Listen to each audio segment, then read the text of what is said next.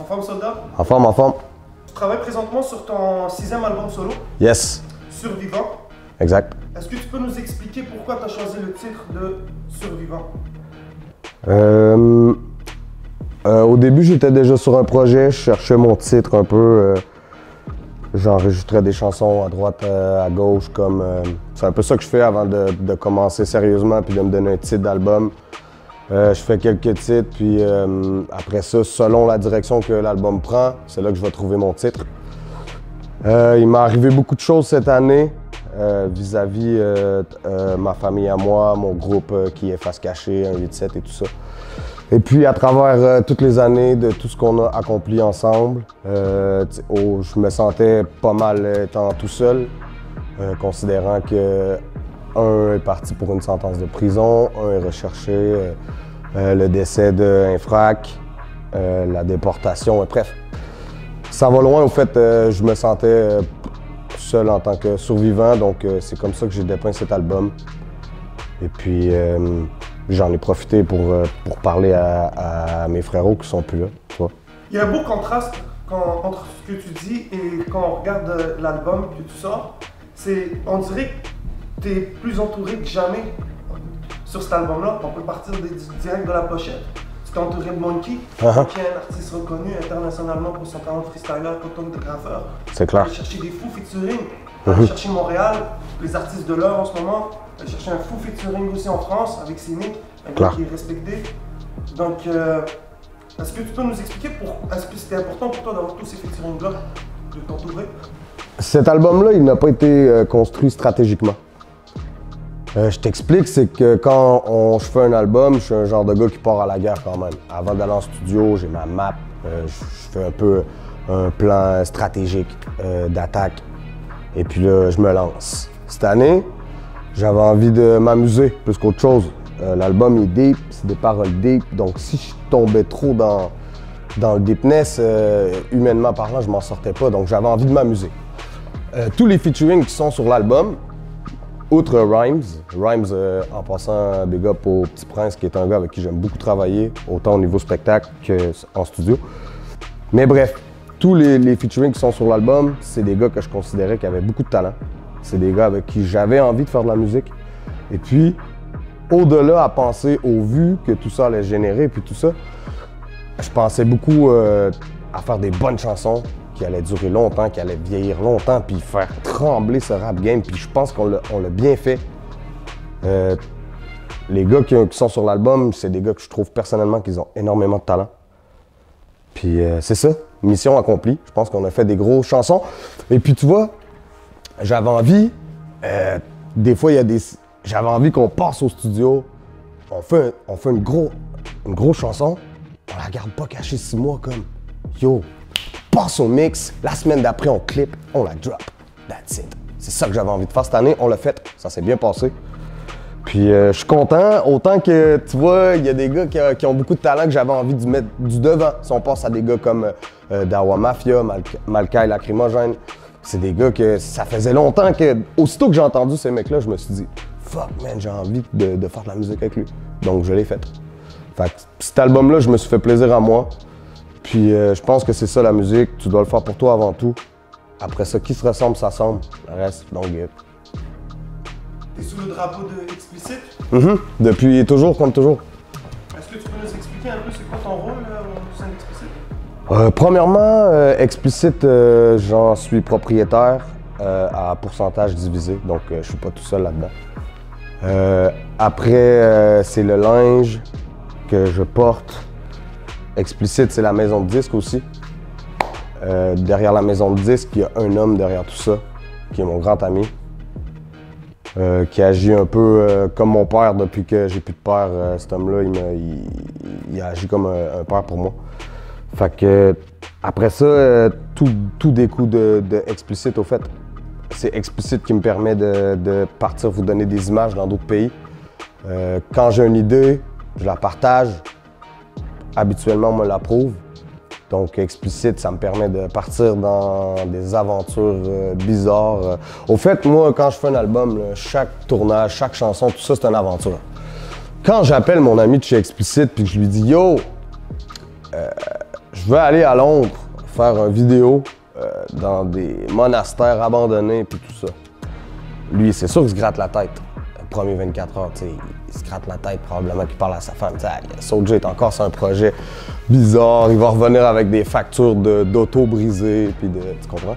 Mais au final, ça passe toujours. Parce que je pense que quand j'ai une graine, je pense qu'il y a au moins 50% de la graine qui est bon. Tu comprends? C'est ça. Fait que c'est ça, explicite, c'est beaucoup pour moi. C'est tout, puis tu sais, je veux dire, je suis loyal à explicite jusqu'à la fin.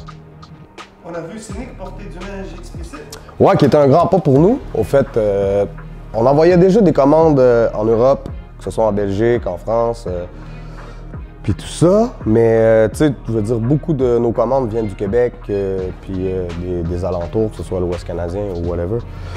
Le fait que j'ai travaillé avec Cynic, je pense que les gars là-bas ont beaucoup aimé les vêtements. Et puis Cynic, qui est pour nous, au Québec ici, une légende de la musique francophone. Si vous connaissez déjà l'individu, vous savez qu'il a un énorme parcours derrière lui. Et puis c'était un honneur pour nous de pouvoir avoir Cynic pour représenter le code barre là-bas.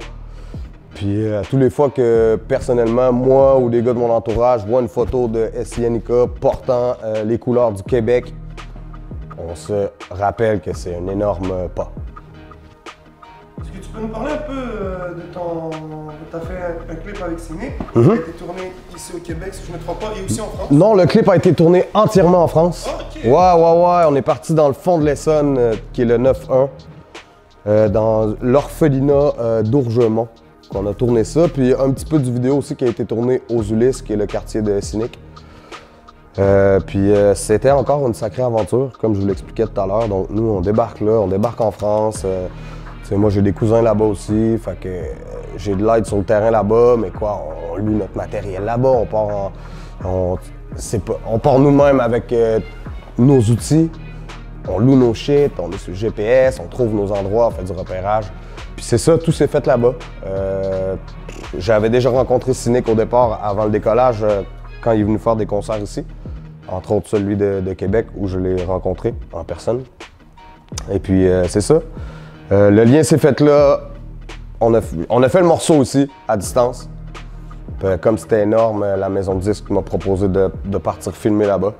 Ce que Cynic a tout de suite accepté. Donc je suis parti avec mon équipe là-bas, rejoindre Malsain l'Assassin. On a fait le vidéo. Puis c'est ça que ça a donné, quoi, 3 jours de tournage. Puis on est revenu dans la boîte avec un nouveau clip. Puis très content du résultat. Je reçois beaucoup de messages de France, que ce soit n'importe où en Europe, des gens qui m'ont découvert grâce à cette vidéo. Donc, je suis vraiment content de ce move qu'on a fait. Est-ce que tu penses qu'il y a de la demande en France ou qu'il peut y avoir de la demande en France pour du rap québécois dans les prochains moments? Ouais, je crois que oui. Je crois que présentement, ça se passe. Je crois qu'il y a une demande.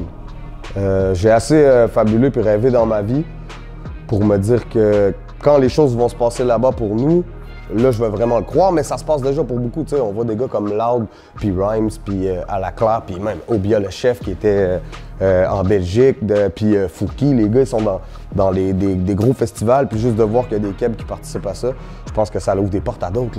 Moi, quand je vois que quelqu'un fait un pas, je me dis qu'il y a un pas dans la neige, bro, il y a des centaines de gens qui peuvent marcher dedans après, tu vois. Puis je capote quand je vois des gars comme Loud qui ont des 20 dates, 15 dates, tout ça c'est du bon travail. Puis oui, moi personnellement, je reçois beaucoup de messages de France, de Belgique, de Suisse. Puis j'ai envie de venir vous voir. Quand ça va se passer, vous allez être au courant. Pour l'instant, je suis un gars qui est terre à terre, donc j'aime beaucoup mon travail ici. On a des grosses dates au Québec ici, que j'ai vraiment hâte de participer. Cette année, j'ai pris une entente avec les disques 7e ciel au niveau du spectacle. Donc voilà, Soldat rentre dans les grandes salles, qu'on parle du Grenada, du Club Soda, des salles all age. Parce qu'on s'entend quand c'est 18 ans et plus, il y a beaucoup de gens qui peuvent pas venir. Donc c'est ça, grosse tournée au Québec. On focus ici. Quand viendra le temps d'aller de l'autre côté, on ira de l'autre côté. Pour l'instant, il y a des gens qui ont faim de musique ici au Québec et on est là. Est-ce que tu es un amateur de cinéma québécois? Ouais, beaucoup, beaucoup. Ton acteur québécois préféré? Mon acteur québécois préféré? Ou peut-être le dernier qui t'a marqué, un dernier film qui t'a marqué juste avant ton avis? Attends, laisse-moi penser. C'est un réalisateur qui te touche plus qu'un autre? Ouais, ben moi, dans les réalisateurs, tu vois, Xavier Dolan est un Québécois qui on parle mondialement. C'est un gars qui fait vivre l'émotion. Moi, je suis dans la musique, je suis dans l'émotion tous les jours. Donc, c'est sûr que des gars comme ça me rejoint beaucoup. Si à un moment donné, il y aura un gars que j'aurais envie qui fasse un film sur mon histoire, ce serait officiellement Xavier Dolan. Ta destination voyage de choix. Si je te donne un billet, puis tu pars, toi et ta famille, tu vas. Moi, je suis un aventurier. Je pense que là, direct là, je partirai à Bali. C'est un coin du monde que j'ai pas encore vu. Je suis déjà été en Afrique, je suis allé en Europe souvent. Je suis allé partout, mais... T'es allé où en Afrique? Maroc. Ah ouais, t'es allé Ouais. à Mordor. Ouais, Afrique du Nord. Puis on a resté un mois au Maroc avec Manu. On a fait le vidéo Volonté de Manu là-bas aussi. Donc, ça a été une sacrée aventure. Je suis parti à Ouarzazate. Ouarzazate, qui est des immenses plateaux de tournage au milieu du désert. Les gens de là-bas appellent Ouarzazate les portes du désert. Parce qu'ils disent que c'est là que le soleil il est né. Donc, si tu passes par Ouarzazate un jour, bonne chance, mais il faut aller voir ça. Il y a 2 jours a eu lieu la légalisation De la marijuana? de la marijuana. Ouais, ouais. Peux-tu nous donner un peu ton avis là-dessus? Je trouve ça cool, je trouve ça bon. Au fait que maintenant tu peux avoir une quantité sur toi puis pas avoir de problème. Parce que je trouvais ça plate, des gens qui se retrouvaient dans des gros trucs de cours, de justice, même en prison, quand tu croises des gars qui sont là pour de la bœuf, c'est comme merde, dommage, tu sais. Pour ce qui est du reste, je trouve ça un peu dommage maintenant que les gens ne parlent que de ça, qu'on croise des barrages de police en auto, puis tout ça. Je sais pas à quel point la bœuf, ils ont mis ça un peu la bœuf le même niveau que l'alcool. Je vois l'alcool vraiment différent. Je pense que l'alcool peut briser des vies, en ruiner. Pas la bœuf. Je pense pas avoir déjà connu quelqu'un qui s'est mis dans la rue parce qu'il a fumé de la bœuf. Bref, je trouve ça dommage pour vrai. Je trouve qu'on a entré la bœuf, on est un peu comme des moutons. Maintenant, on paye des taxes sur notre propre bœuf. Des nouvelles lois à propos de la bœuf. Parce que là, elle est décriminalisée, mais là, ça l'a fait naître d'autres lois à côté.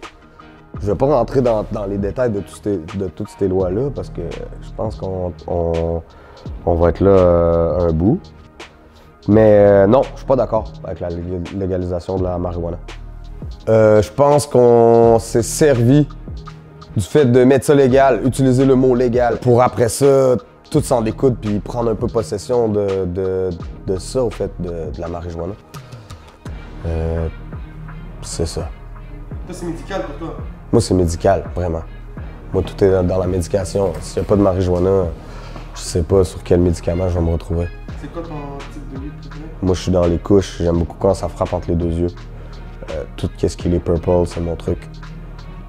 Si tu vois que mes yeux sont vraiment petits, là, frappés là, dans le Chinese food, là, c'est que je traîne un petit purple. Ces derniers temps, tu es aussi avec Farfa Débit, on voit? Ouais, Farf, qui est même le gars qui fait mon DJ en tournée, si on veut. Je trouve ça cool que le même gars qui fait mes beats est le gars qui est mon DJ. Même si j'ai envie de faire du live, on fait qu'est-ce qu'on veut, au fait. C'est lui qui a fait mes beats.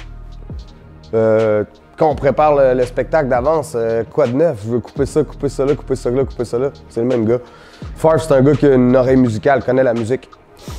C'est un gars de feeling dans ses beats. On n'est pas juste sur du drum sec, tout ça. Il y a déjà une aura, une espèce d'atmosphère qu'après, moi, je fais juste combler. Puis, bref, oui, il travaille beaucoup avec Farfadet. Niveau musical, c'est un artiste que j'aime beaucoup aussi, que je feel beaucoup. Puis, humainement parlant, on s'entend bien, nos familles se connaissent. Bref, big up à Farf, Les Fusées et des Roses. L'album est disponible partout. Yo, 11, on se connaît depuis longtemps. Quand même. Je pense qu'on s'est connus même les origines du mal ou crime grave. On parle d'un 5-6 ans. Gros respect, man. Jamais lâché son grind. Sérieux. Ça fait longtemps qu'on s'était promis cette entrevue-là. Puis on se l'est donné juste un petit peu avant la sortie du nouvel album. Tu peux nous le prêter, l'album? Il est juste là. Merci déjà de nous le montrer en exclusivité. Normal. Ça, c'est le produit. Beau produit. En passant, la pochette, qui est une peinture qu'on a faite ici, qui sont des petits locals à moi ici. Monkey, qui est venu dessiner ici, qu'on a photographié avec un gros photographe d'ici, Kevin Daigle.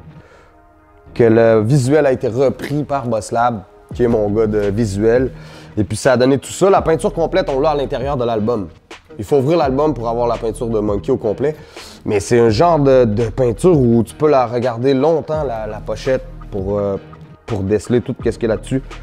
Même moi, personnellement, il y a des trucs que je vois encore aujourd'hui que j'avais jamais vus. Là. Donc, merci à Monkey pour cette pochette. Bosslab. Kevin, la photo que tu as fait, les photos que tu fais, toujours terrible. Mon boy Homestyle, qui est Carl Méthode, qui fait encore mes visuels vidéo. Big up, bro. Encore cette année, on a fait du gros travail. Un gars que j'aimerais big up aussi, c'est mon boy Mike Superstar. C'est ce gars-là qui est mon ingénieur de son depuis 3 ans. Puis ça aussi, c'est un gars qui embarque beaucoup dans les folies soldats, un peu, si on veut. C'est pas toujours facile, le gars, il a une famille, il me suit, il me donne le temps qu'il faut. Puis ça, je respecte beaucoup ça. Je respecte tous les gars qui travaillent avec moi, qui travaillent encore. Je suis quand même, moi, je suis un gars loyal. Quand je commence à travailler avec des gens, je vais travailler jusqu'à la fin. Puis c'est encore les mêmes personnes qui m'entourent. Puis je pense que ces personnes-là, ils travaillent vraiment bien. Puis si je les aurais pas, que ce soit mes gens au niveau du spectacle, une dame comme Joe Fresh et 7e Ciel qui travaillent ensemble pour que moi je puisse avoir des tournées de feu explicites qui s'occupent des albums puis tout ça. Puis si j'aurais pas tous ces gens-là autour de moi, les choses se passeraient pas comme elles se passent là. Je suis entouré de gens qui croient en moi puis ça, je suis chanceux. Ce qui fait de toi un survivant. Ouais, pour vrai. C'est ce qui fait de moi un survivant, que je suis encore là. Puis yo, 6e album. Je suis en feu, il va en avoir d'autres. Peace. Yo, quelle entrevue!